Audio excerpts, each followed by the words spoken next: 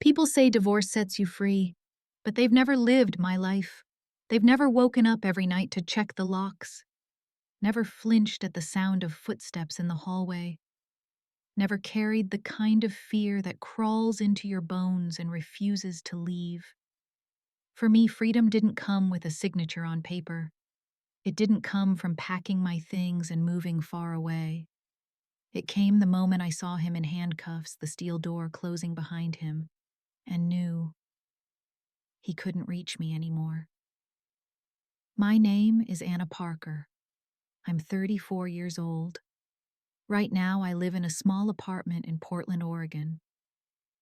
2 weeks ago, I left Texas, and the house I once thought was my forever home.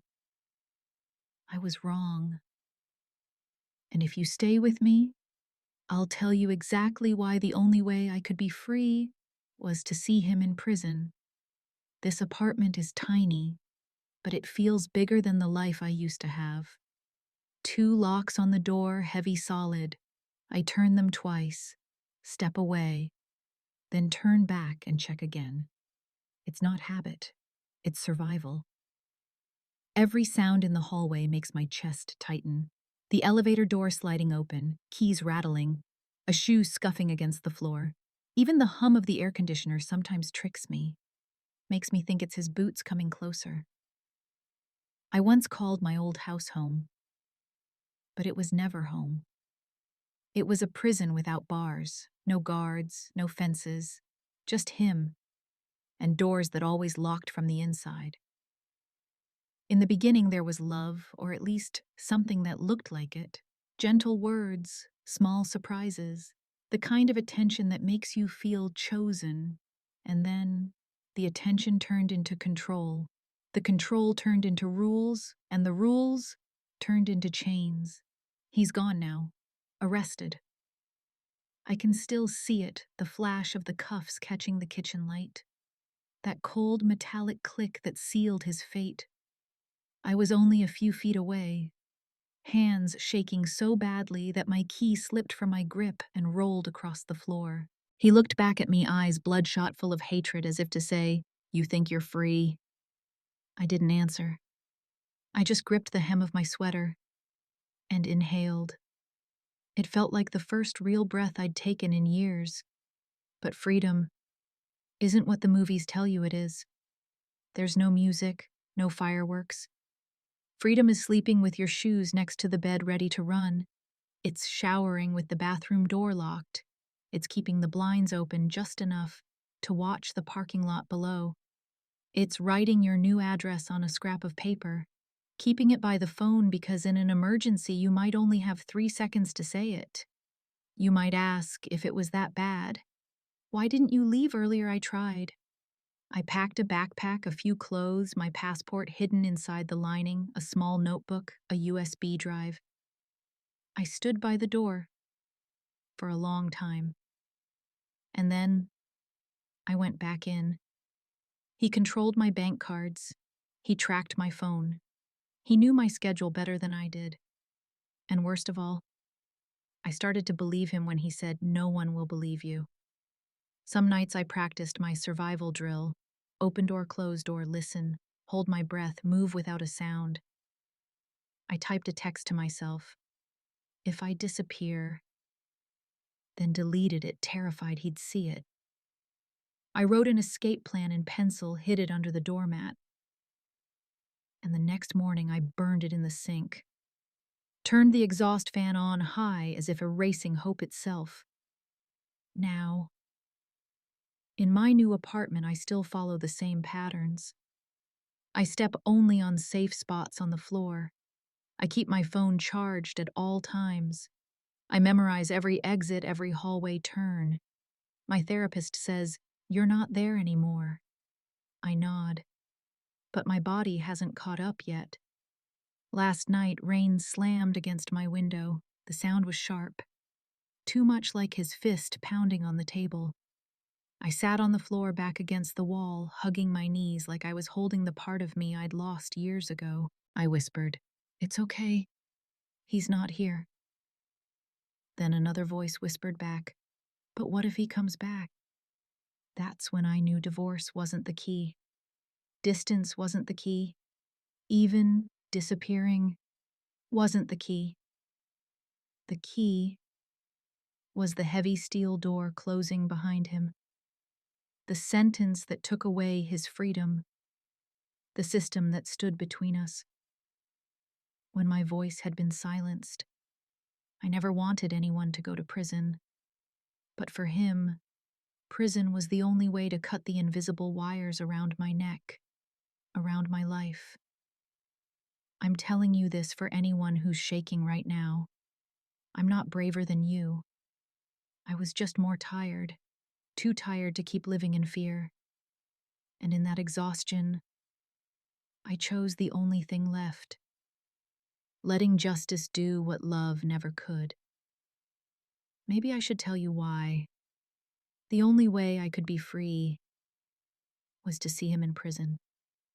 And that story begins with the first invisible string, soft, sweet, then turning into chains. To understand what my marriage became, you have to know how it started. I met him in the soft glow of late summer. I was at a friend's backyard barbecue holding a paper plate with too much potato salad when he walked up and asked if the seat next to me was taken. He was funny, warm, and he looked at me like I was the only person in the yard. We talked for hours that night about books, about music, about how he hated the way people rush through life without noticing the small things. Before I left, he asked if he could see me again. I said yes. The months that followed felt like a dream. He'd bring me coffee just the way I liked it, leave little notes in my bag, drive across town just to walk me to my car when I worked late. He listened, really listened in a way no one had before. He remembered every detail I told him, and when he said, "You're the one," I believed him. 1 year later, he proposed. It wasn't flashy, just the two of us in my apartment takeout containers on the coffee table. But his voice was steady, his eyes soft. He said, "I can't imagine my life without you." And I said yes, without a second thought. Our wedding was small but beautiful. My friends said they'd never seen me smile so much. I thought I had found my safe place. But change doesn't always knock at the door. Sometimes it seeps in quietly. At first, it was sweet the way he'd text to ask if I got home safe or call to check in during lunch. Then the questions got longer, more specific. Who was I with? What exactly did we talk about? Why didn't I answer right away? I told myself it was love, that he was just protective.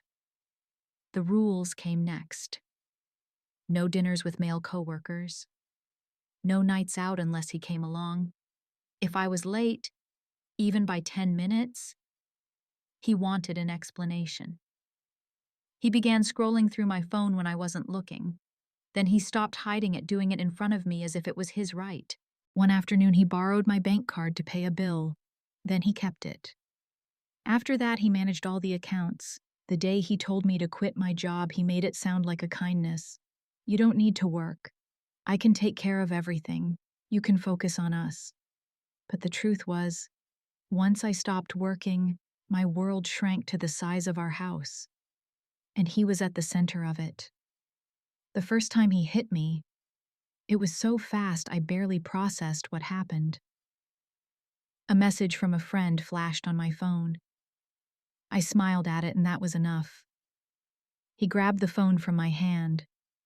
I reached to take it back. His palm connected with my cheek, sharp and sudden. I froze. My skin burned where he'd struck me. He apologized later, said he was stressed, brought home my favorite dessert. I wanted to believe it was a mistake. It wasn't. After that, I learned to read the air in the house like weather patterns. Was he quiet? That meant a storm was coming. Too cheerful.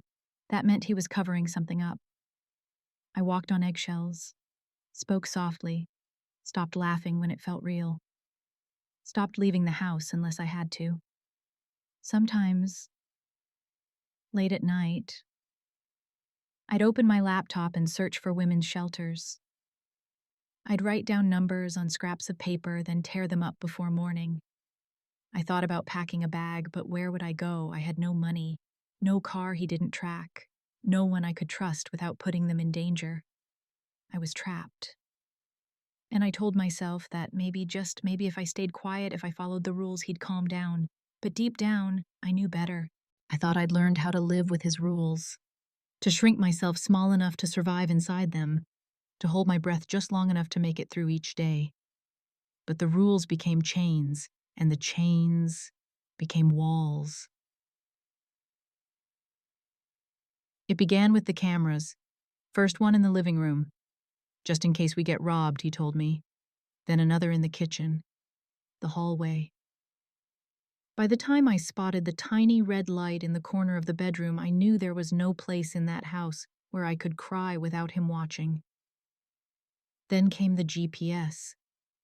At first, a tracker in my car, so I can help you if you break down.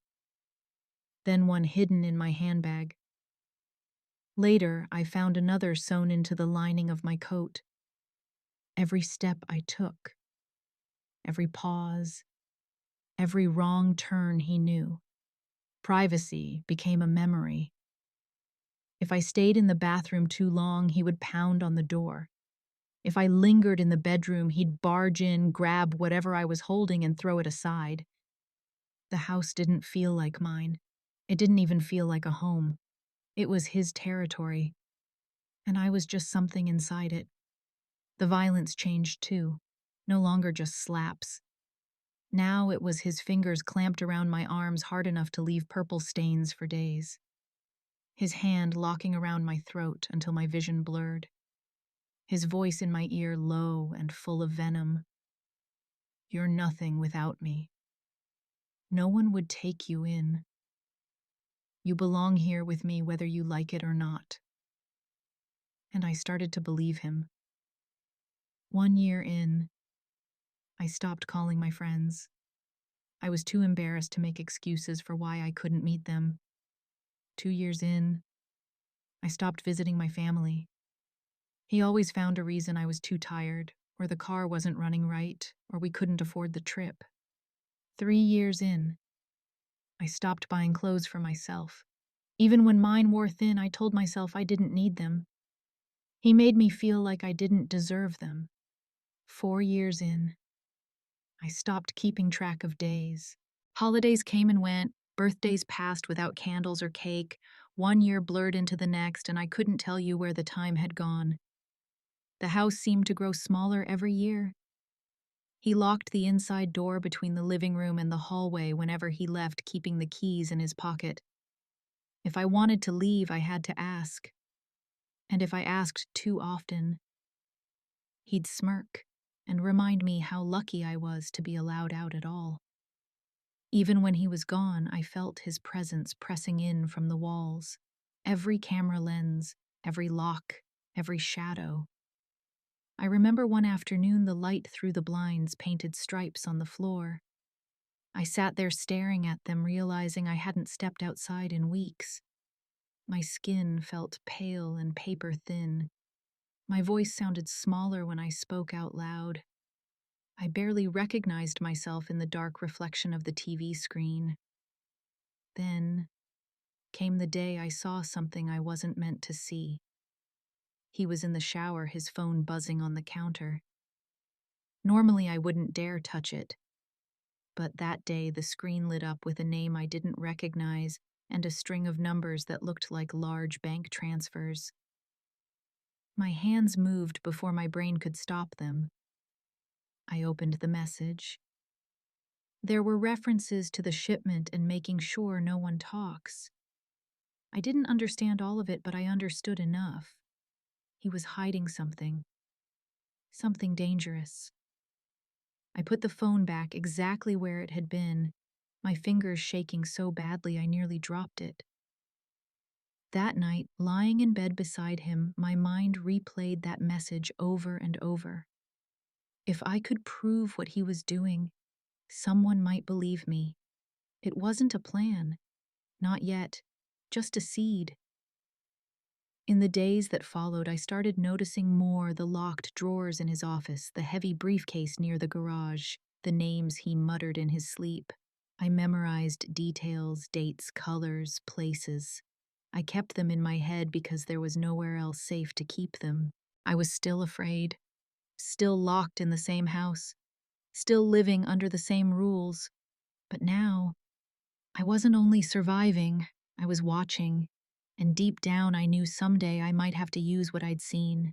I thought I'd spend the rest of my life just watching, noticing little things, filing them away in my head, never daring to touch anything, never daring to cross that line, until one afternoon he made a mistake. And that mistake became the first crack in the walls he built around me. It started small. A phone call. His voice in the kitchen, low, clipped almost like he didn't want me to hear. I didn't catch the words, only the tone, that tight, sharp edge he had when something was wrong. Then the sound of keys, the front door opening, closing, silence. I stepped into the hallway just enough to see the kitchen. His work bag was still there, on the counter. That bag had never been left behind. It was like a part of him always slung over his shoulder, always zipped, always close. I froze in the doorway. My first thought: leave it alone. Don't even breathe near it. My second thought: what if this is the only time I looked at the clock? If he'd gone to meet someone nearby, I might have only a few minutes. If it was further, maybe 10, but I couldn't be sure. I circled the kitchen slowly, like the bag might jump if I touched it. I checked the window. The driveway was empty. Listened for the sound of the car returning. Nothing. Still, my heart was pounding so loud I thought the cameras might pick it up. I reached out, then stopped. Images flashed through my mind. Him catching me, the look in his eyes, the way his voice would drop to that quiet, deadly pitch. My hand trembled in the air. I pulled it back, took a step away, then another forward. It felt like standing on the edge of a cliff, wind pulling at me from both sides. Finally, I touched the zipper. Slowly, carefully, I pulled it open. The teeth of the zipper sounded too loud in the stillness. I stopped halfway, listening. Nothing. Inside his laptop. Black, sleek, and when I brushed my fingers over it, still warm. I hesitated again. We'd been married long enough that touching his things still felt wrong. Even after everything, there was a part of me that remembered the man who once left me notes in my bag, who called me his whole world. But that man was gone. I opened the laptop. The screen lit up instantly, no password prompt. For a moment, I just stared at it, my fingers frozen above the trackpad. An email inbox was already open. The subject lines jumped out at me. Confirmed transfer. Offshore account. Delivery schedule. Keep secure. I clicked one. Lines of bank transactions filled the screen. Amounts so large my brain struggled to process them. Attached documents listed shipment dates, names of partners, and descriptions of goods that didn't sound legal. There were scanned IDs, photos of crates, and a timetable marked with locations and times. Every muscle in my body screamed at me to take a photo, to grab my phone and capture it all. But my hands wouldn't move. If I reached for my phone and he walked in, if I made the wrong sound, I didn't know what he'd do. And under the fear, there was another feeling I didn't expect. Guilt. Because this was still my husband. The man I'd once trusted with everything. The man I'd said I do to. I hated him. I feared him. But some part of me still remembered the vows, and it made my stomach twist. I forced myself to memorize what I could: names, dates, account numbers. Then I closed the files, shut the laptop, slipped it back into the bag, fixed the zipper to exactly where it had been. I even adjusted the strap so it hung the same way as before. When the front door opened, I was already at the sink washing dishes that didn't need washing. I kept my back to him. I didn't trust my face to hide what I'd just seen. That night, I lay beside him in bed, listening to his breathing, wondering if he could somehow hear the thoughts racing in my head. This wasn't just about me anymore. Whatever he was part of, it was bigger, dangerous, and for the first time, I thought about what it might take to bring him down. I didn't have a plan, but I had the first piece of a puzzle, and I knew if I could find the rest, someone would have to believe me. I used to think I could wait, that if I just stayed quiet, kept my head down, he would eventually leave me alone. But the night he wrapped his hand around my throat, waiting stopped being an option. That night replayed in my mind like a film stuck on loop. The way my back hit the wall, the sound of the picture frames rattling, the cold, calculated look in his eyes, as if this wasn't even anger anymore. When he finally let go, I crumpled to the floor, gasping, hands shaking so hard I had to hold them against my knees. He didn't apologize. He never does. Only, don't make me do that again. Something shifted in me. Not courage. Not yet. Just a hard, icy truth. If I don't stop him, he will kill me. The next morning, I played the part. Coffee. A soft question about his day. A kiss on the cheek when he left. But the moment the door clicked shut, I began my plan. I wouldn't steal anything he'd notice. I wouldn't move things he remembered every detail. All I needed was light and a way to keep it hidden. The first time came by accident. He'd tossed his jacket over the chair before stepping into the shower. I picked it up while folding towels, making sure the hallway camera saw me doing housework. My fingers brushed against something crumpled in the pocket. A receipt. I didn't pull it out, just angled the fabric enough to read the numbers, date, branch. A cash withdrawal so large it made my chest tighten. The phone in my hand was hidden under the stack of towels. 2 quick taps, then the jacket went right back pocket, padded, nothing changed. My heart pounded for minutes after, loud enough I swore the walls could hear. Another day, I got lucky again. He was outside on a call, garage door open. Inside on the whiteboard by the entry, thick black letters, free 9:30 p.m., warehouse 17. I set the grocery bag on the floor, crouched to rearrange apples, and let my phone hidden in my palm capture the words. By night, the board was wiped clean, but I had frozen that moment forever. Sometimes the chances came so suddenly I almost missed them. Like the afternoon he left his bag open on the counter, laptop screen awake. I didn't scroll or click, didn't touch a thing. Just passed by with a dish towel angling the lens from chest height, snapping what was already there. Subject lines, transfer confirmations, offshore accounts. I even caught the time in the corner, proof of when it all existed. Once he sent me for painkillers in the kitchen drawer. Under the box was an unsealed envelope, foreign bills, and an invoice for packaging materials. I didn't lift it, didn't shift it, just nudged the pillbox enough for my camera to see the letterhead and total. 3 quiet shots, pills in hand, in under 10 seconds. He never saw my hands tremble. Even the smallest details mattered.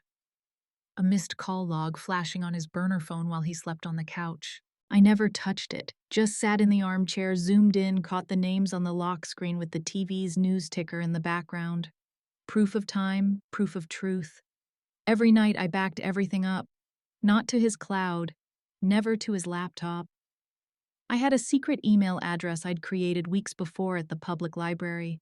I'd send the photos to myself under harmless subject lines: milk, foil, detergent. Delete the sent mail. Clear the contacts. No trace. Once a week, I saved copies to a tiny USB and hid it outside the apartment, taped behind a loose baseboard in the laundry room. If he ever tore this place apart, he'd find nothing. And yet, some nights lying beside him, I'd catch the shape of his jaw, the slow rise and fall of his chest. And for a second, remember the man I thought I married? Grief would grip me almost as tight as his hands once had. I hated him, feared him, but a part of me still mourned the love that died in this house. I didn't rush. I let the days pass, let the file grow receipt by receipt, glimpse by glimpse, nothing missing, nothing out of place. A perfect illusion of life, while quietly building the only way out. And by then, I had a folder full of proof. Photos, timestamps, names I whispered to myself in the dark so I wouldn't forget. But it still wasn't enough to keep him away forever. I needed the door to slam shut and stay shut. I couldn't call from home, couldn't text. He had eyes everywhere. So I told him we were out of sugar and drove to the public library instead. The chair was hard, the monitor humming. My palms were wet on the keyboard. I typed again until the words were as small and sharp as a razor. Ethan, it's me. I can't explain here. I'm in danger, real danger. Please meet me. Alone, somewhere safe. No names, no details. Just a flare in the night that only one person would read the right way. I hit send, logged out, wiped the keys with my sleeve, bought a box of tea on the way home so the lie would look like a life. 2 days later, the cafe buzzed with noise, milk steamers, hissing cups, clinking conversations, building and breaking like waves. I found him in a corner booth beneath a camera dome, Ethan Cole.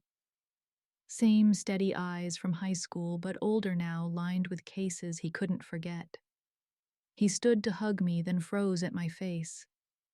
Is it bad? He asked. If I don't do something, I whispered, I might not survive the next few months. He didn't flinch. He just lowered his voice. Tell me what you can. My husband, I said. The name tasted like metal. Mark. Ethan nodded once, slow as if setting a file on a mental shelf. I set a small USB between us. He plugged it in, skimmed, and I watched his posture change, the old friend flattening into a detective. If this is accurate, he said, we can get him in the act. But you have to follow my directions exactly. No improvising. One mistake, and he walks, or worse. I swallowed. Tell me what to do. For 2 weeks, I lived like a ghost in my own body. I laughed at Mark's jokes. I kissed his cheek, hello. I asked casual, harmless questions and memorized the answers, names, places, times. In the bathroom, I'd write them on a receipt, then let the flame curl them into ash over the sink. Each night, when the house sank into silence, I used the tiniest edge of the bedroom curtain to peek at the street and picture cars I didn't know were there. Ethan's team running quiet drills, learning the route to a place called Warehouse 14 like a prayer. We agreed on rules. I wouldn't take anything. I wouldn't move anything. I wouldn't signal unless I was safe to do so. My only job was to make sure he left with his papers and to tell Ethan the second he walked out the door. The opening came over pasta. Friday, Mark said, casual as weather. 9:30. I stabbed a piece of bread, kept my voice light. Late night. He smirked. One of many. I went to refill his glass so he wouldn't see my hand shaking. The day of the bust felt heavier, like the air itself had been told to keep quiet. I dressed the house in normal laundry, folded the smell of garlic from the pan, his favorite playlist, low enough to melt into the walls. I kept my voice sweet, my steps measured. I didn't ask what he was packing. I only suggested. If you throw everything in the black duffel, I said, wiping the counter, you won't track papers all over the office. You hate that. He grunted, zipped. The sound was a zipper and a verdict. In the bedroom, I slid my phone into my cardigan pocket. The message to Ethan was already open, a single word waiting. Now. I rehearsed the movement until it lived in my hands. Lift the curtain, watch the driveway, press send, breathe. Dinner was a test. I didn't know if I could pass. My fork scraped china while he talked about clients' shipments, people who made mistakes. I nodded at the right places. Under the table, I pressed my knees together so they wouldn't shake the napkin off my lap. Twice I almost lost it, once when he laughed at a story I'll never unhear, and once when his fingers brushed mine gentle as if gentleness hadn't been turned into a weapon here. He stood. The black duffel slid over his shoulder like a shadow choosing its owner. He kissed my cheek without looking at my face. The click of the front door was a trigger pulled on a different life. Behind the curtain, the porch light carved the driveway into silver. Mark crossed it in 3 strides, a man who believed no one could touch him. My thumb hovered over the screen. Once I press this, there's no going back. The man I promised my life to would be a case number. The house that held my fear would finally have to let go of me. Street quiet. Engines starting. Tail lights flaring red like an omen. I pressed send. The word flew, a tiny spark in a wire of invisible hands. I turned the phone face down and stood so still even the air seemed to stop brushing past me. We had planned for silence. No sirens, no flashes, nothing that could fold back on me before it was over. In the quiet, I counted heartbeats. I listened to the clock. I told myself over and over, you did it, you did it. Don't move. I set his plate in the sink because plates and sinks are what wives do. I wiped the table. I closed the pantry. I made the house look like a life. Minutes stretched thin. A car passed and I almost broke. Somewhere blocks away or miles, time had no edges. Men I couldn't see moved through darkness with voices low enough to keep secrets. I thought of the first time he called me beautiful, the first time he called me worthless, the exact place on the hallway wall where the paint is a shade lighter because a frame once hit it too hard. I let every memory sit in my chest without deciding what to keep. The phone buzzed once, a number I didn't recognize, a single line. We have him. I didn't cry. Not then. I set the phone down as if it could shatter, walked to the sink and turned on the water so the house would have a sound that wasn't my breathing. In the window glass, my reflection looked like someone I might learn to be. Someone who could sleep with shoes in the closet instead of beside the bed. Someone who might open the door because she wanted fresh air, not because she needed a way out. But I didn't let myself believe it yet. Doors close, locks turn, men change masks. I dried my hands. I locked the door again twice, then again because habits do not obey headlines. Then I waited for the knock that would say the next part out loud. When the message was gone, when the word now had flown into whatever invisible network Ethan lived in, I stood in the middle of the kitchen and listened to my own breathing. The plan was simple. I would stay still, stay ordinary, stay here until I knew it was done. So I rinsed a plate, wiped the counter, rearranged the salt and pepper shakers.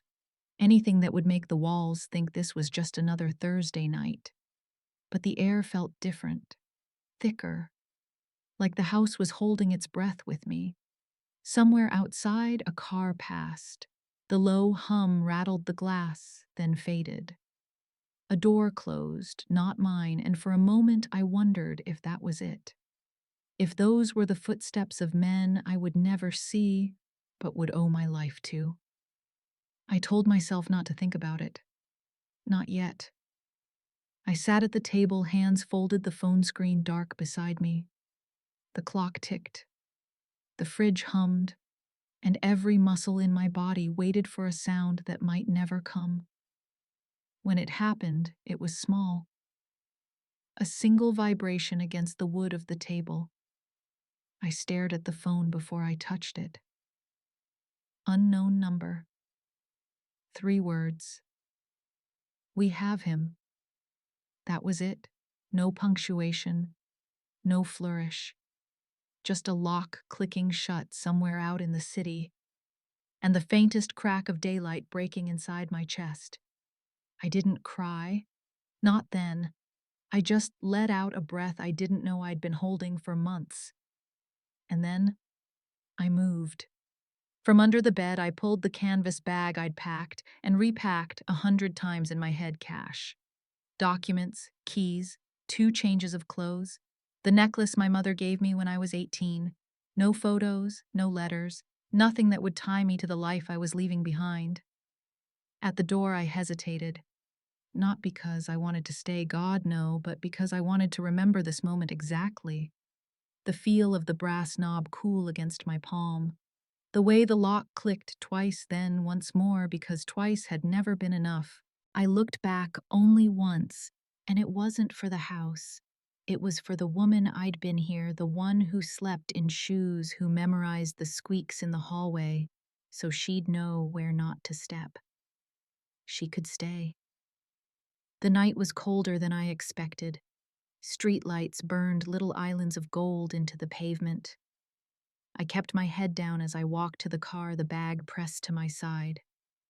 When the engine started, I felt a flicker of panic that he might step out from the shadows, open the door, tell me it was all a mistake. But the street stayed empty. I drove without music. Just the steady rhythm of tires over asphalt, the whir of the heater, and my own thoughts loud in the quiet. Every set of headlights behind me made my chest tighten. Every shadow at a crosswalk looked like it might step forward and take everything back. By the time the neon sign of a roadside motel appeared, my fingers ached from gripping the wheel. The man at the front desk didn't ask questions. I didn't offer answers. He slid the key across the counter, and I slid cash back. In the room, I locked the door, slid the chain, and sat on the edge of the bed. The silence pressed in, not the sharp, dangerous kind I'd known, but something unfamiliar, something almost soft. I walked to the window and pulled the curtain back just enough to see the empty parking lot. The moon hung low, pale, and watchful. I whispered to it, though I didn't know why the steel door closed tonight. But the ones in my mind, they're still wide open. And then I let the curtain fall. The first few nights after he was taken were strange. I stayed in the motel curtains, drawn chain lock, fastened my bag, still packed just in case. Every sound outside the thin door made my chest tighten. A vacuum cleaner in the hallway, a man's voice on his phone, the slam of another guest's door. Each one felt like it could be him, even though I knew it couldn't. I didn't sleep much. My body hadn't caught up to the idea that I was safe. My mind still lived in the house with him, still counted the seconds between footsteps, still braced for the weight of his shadow falling across the floor. By the end of that week, I knew I couldn't hide there forever. I booked a bus ticket to a city I'd only ever seen on a map hundreds of miles away. No friends there, no family, no memories. That was the point. The morning I left, I sat by the window as the bus pulled onto the highway. Fields, gas stations, nameless towns passed by in a blur. I didn't look back, not once. It felt like if I turned my head, the whole fragile thing might collapse. Hours later, when we pulled into the new city, the air smelled different. It wasn't the heavy damp of my old home. This was sharper, tinged with coffee from a corner cafe, exhaust from a busy street, something warm from a bakery I couldn't see. The sound was different too, a constant layered hum instead of the hollow quiet I'd known. It was overwhelming, but alive. I found a small apartment on the top floor of a quiet building. Only one entrance, no shared walls. From my window, I could see the skyline cut sharp against the sky, a view that didn't hold a single ghost. I changed my phone number, closed every bank account we'd ever shared, opened new ones under my own name. I didn't tell anyone from my old life where I was except Ethan. The first time I sat in a therapist's office, I felt like my skin didn't fit right. She asked me to tell her my story. And as I did, I kept waiting for her to flinch, to stop me, to tell me I was exaggerating. She didn't. She just listened, pen still, eyes steady, while I laid out years of bruises, rules, silences, and fear. She taught me how to spot the signs of a panic attack before it took over, how to breathe through the flashbacks, how to let my body believe what my mind already knew: he was gone. 2 weeks later, Ethan called. His voice was calm, but there was a kind of relief in it I'd never heard before. "We've gone over the evidence," he said. "With the charges he's facing, he won't see the outside for at least 10 years. For a moment, I couldn't speak. 10 years. A decade where he couldn't reach me. It should have felt like forever, but a quiet voice in the back of my head whispered, "And what happens after that?" I didn't say it out loud. Some fears don't need air to survive. Little by little, I started practicing life again. Sleeping without checking the locks 3 times. Going to the grocery store without scanning every aisle for his face. Cooking dinner with music on, letting the windows stay open. These were small things, ordinary things, but to me, they were proof. Proof that the prison walls in my head could shift even just an inch. Sometimes I would think about the years I lost, the days I spent surviving instead of living, and I would feel the weight of it, but not always with sadness. Sometimes with gratitude for Ethan, for the officers who listened, for the strangers who handed me motel keys without asking questions, for the fact that I was here at all. This morning I stepped out onto my balcony. The city was waking up, sunlight spilling between buildings, traffic starting to hum below. I rested my hands on the railing and closed my eyes. I'm free. But some doors will always stay locked inside my mind.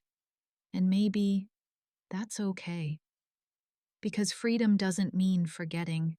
It means knowing and still choosing to step outside.